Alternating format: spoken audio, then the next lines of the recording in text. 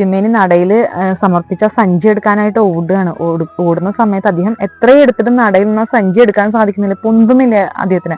അദ്ദേഹം എടുക്കാൻ നോക്കുന്നുണ്ട്, കഠിനമായിട്ട് പരിശ്രമിക്കുന്നുണ്ട്, പക്ഷെ എടുക്കാൻ സാധിക്കുന്നില്ല. അപ്പൊ അമ്മ നോക്കുന്ന സമയത്ത് ആ ഉണ്ണിക്കണ്ണൻ ഭക്തര് കൊടുത്ത പഴം ഉഴിഞ്ഞുകൊണ്ട് കഴിച്ചുകൊണ്ടിരിക്കുകയാണ്, സഞ്ചിയുടെ മേലെ കയറിയിട്ട് ഇരിക്കുകയാണ്. അദ്ദേഹത്തിന് എത്ര എടുക്കാൻ നോക്കിയിട്ടും പൊന്തുന്നില്ല. കാരണം എന്താ വെച്ച് കഴിഞ്ഞാൽ ഉണ്ണിക്കണ്ണൻ സഞ്ചിയുടെ മേലെ കയറിയിരിക്കുകയാണ്. തന്റെ അമ്മയെ അപമാനിച്ചില്ലേ തന്റെ അമ്മയെ അപമാനിച്ചില്ലേ, ആ അമ്മയെ അപമാനിച്ചുകൊണ്ട് ആ സ്വർണവും പണവും എടുത്തിട്ട് തിരുമേനി വലിയ ആളാവണ്ട, അദ്ദേഹം അങ്ങോട്ട് തീരുമാനിച്ചു. അദ്ദേഹം വേഗം ആ സഞ്ചിയുടെ മേലെ അങ്ങോട്ട് കയറിയിരുന്നു. അദ്ദേഹം എത്ര എടുക്കാൻ നോക്കിയിട്ടും ആ ഒരു സഞ്ചി പൊന്തുന്നേ ഇല്ലേ. ഉണ്ണിക്കണ്ണൻ ഒരു കള്ള ചിരി തൂക്കിയിട്ട് പഴം കഴിച്ചുകൊണ്ടിരിക്കുക അതിന്റെ മേലെ.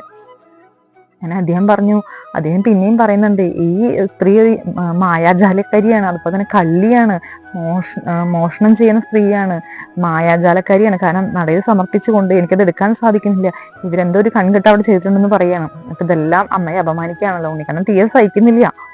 ആരും ഉണ്ണിക്കണ്ണൻ ഒരു കള്ളച്ചിരി തൂക്കിയിട്ട് അതിന്റെ മേലെ കയറി ഇരിക്കുക. എന്നാ എന്റെ അമ്മയെ അപമാനിച്ചിട്ട് നിങ്ങൾക്ക് എടുക്കാൻ സാധിക്കണമെന്ന് എടുക്കുന്നുള്ള രീതിയിൽ.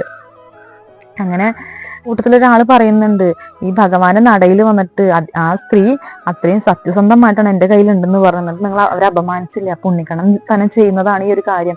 നിങ്ങൾ അവരോട് മാപ്പ് പറഞ്ഞിട്ട് ഈ ഒരു സഞ്ചി എടുക്കാനായിട്ട് ശ്രമിക്കൂ എന്ന് പറയാണ്. പക്ഷെ അദ്ദേഹത്തിന്റെ ആ ഒരു അദ്ദേഹത്തിന് അത് മനസ്സുകൊണ്ട് അംഗീകരിക്കാൻ സാധിക്കില്ല. കാരണം അദ്ദേഹം ഒരു തിരുമേനിയാണ്. ഒരു യാചക സ്ത്രീയോട് മാപ്പ് പറയാന്ന് പറഞ്ഞു കഴിഞ്ഞാൽ ഒരു മനമില്ല മനസ്സോടുകൂടെ അമ്മയോട് മാപ്പ് പറഞ്ഞു. എന്നിട്ട്